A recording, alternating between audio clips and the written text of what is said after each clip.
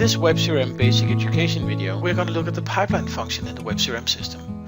The pipeline function is used when you do opportunities quotations to your customers and you want to define different sales stages that your opportunity goes through before it actually becomes an order or a lost opportunity with the customer.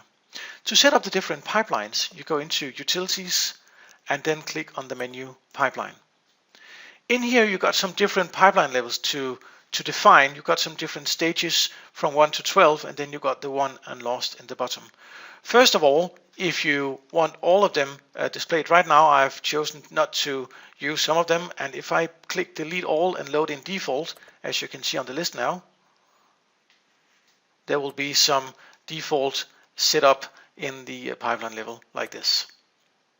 First of all, you click the pipeline levels that you want to start with. Let's say the first sales stage could be this one, level 1 identified. And then first of all, you can define a name for it. Let's just call it new lead. Then you can choose if it should be in use or not. If you choose not to use it, it won't be displayed on the pipeline list in the actual quotation when you make the opportunity to the customer.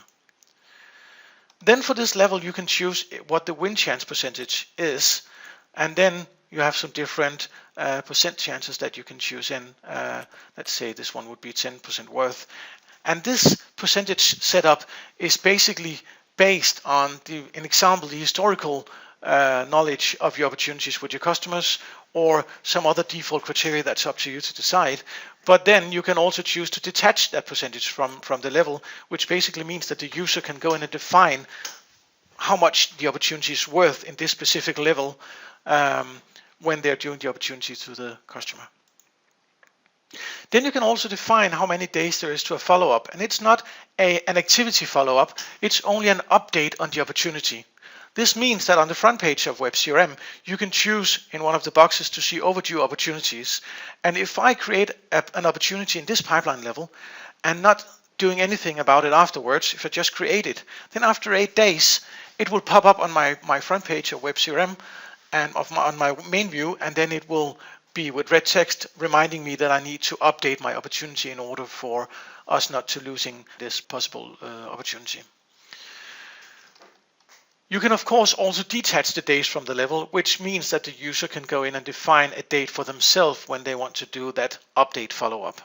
Of course, you would normally use the activity follow-up as well to do a reminder or to-do list to call the customer and follow up on the opportunity. So this is only a form of safety net that reminds the user that they have an opportunity that they haven't been looking at for the past, in this example, 8 days. If you choose 0 or -1 up in this box up here, it will either be a no mandatory follow-up or a hidden follow-up date, so there will be no follow-up date in this specific stage. Below, you can choose the different pipeline level definitions, which are very important when you set up the pipeline to ensure that everybody is using the same pipeline level in the correct setup with the opportunity for the customer.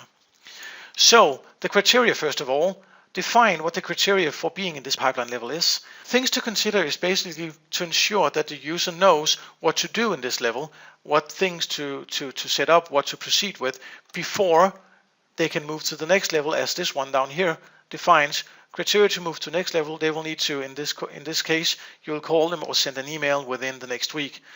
If you want a bullet point list with the different things that they need to do to move to the next level, or up in the things to consider or criteria up here, you can actually have a blue arrow like this by putting in the star, an exclamation mark, and star again, and then write your text afterwards. Once you're done, click Save, and then you can go back to the list and edit the next level. If there's a level that you don't want to use, as I said before, you can just remove the checkbox in use, click Save and go back, and now you can see it's been removed from the list as well. You can also go up to possible pipeline percentages up here to define which numbers, which percent chances that you want to have available for your pipeline setup. And again, if you put in -1, then you'll choose not to use them. When you're done, click Save and go back to the list. If you want a complete overview of all the different pipeline levels, you can also go up and display all definitions. here where you can see the new lead, the dialogue, and so on, the different levels that I have, and see also the criteria, considerations, and the criteria to move to the next level as well.